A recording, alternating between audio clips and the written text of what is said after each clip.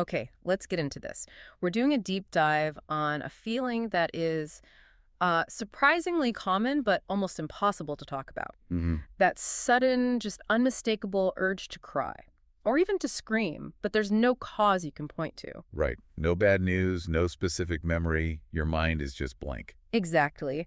And we're basing this whole discussion on a really, really insightful essay from the Ghost movement. It's called I Want to Cry and I Don't Know Why, and it's by the founder, Pedro Maja. And he just nails the physical part of it, doesn't he? He really does. You know, you could be standing at the kitchen sink, maybe answering a text, just doing something totally mundane. And suddenly there's that tightness in your throat. Yes, No. that's exactly it. He calls it the moment where the body leans forward before the mind has caught up. And that's what's so disorienting Mm-hmm. because we rely so much on narrative. What do you mean by that? Well, we're conditioned to think tears have to follow an event, grief or relief or just being overwhelmed. So when the explanation is missing. The impulse itself feels wrong Mm-hmm. or embarrassing, maybe even suspect, like you're making it up. But if the body is speaking first, why is our first instinct always to, fight it, to interrogate it? It feels necessary. Right. We're taught to find the why.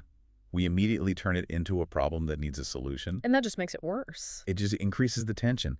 But what if we reframe it? The body isn't malfunctioning. It's actually this kind of quiet intelligence. An intelligence. Yeah. It registers pressure, accumulation, the need for release. Yeah. It feels all that long before our thoughts have managed to form a neat little story about it. So it doesn't need a story to be valid.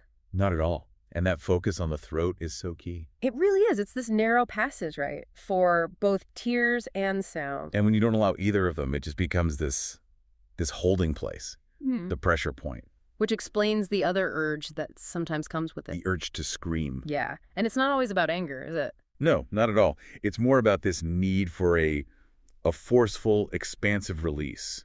It comes from the exact same unnamed pressure. The body just wants movement. And when all that pressure builds up, you get that intense feeling of needing to be alone. Mm-hmm. Mala argues that's not really avoidance, though. He says it's an act of care.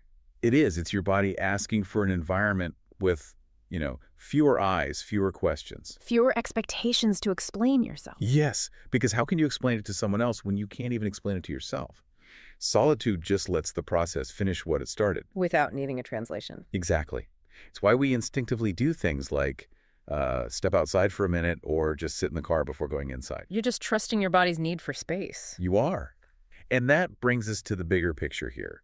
The path to relief isn't through thinking harder about it. It's about trust. It's a huge shift.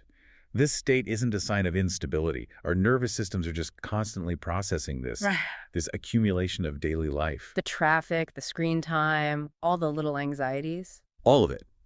And this is just the body processing that load on its own timeline. And the key takeaway he offers is that release is not a reward for insight. Wow. Say that again. Release is not a reward for insight.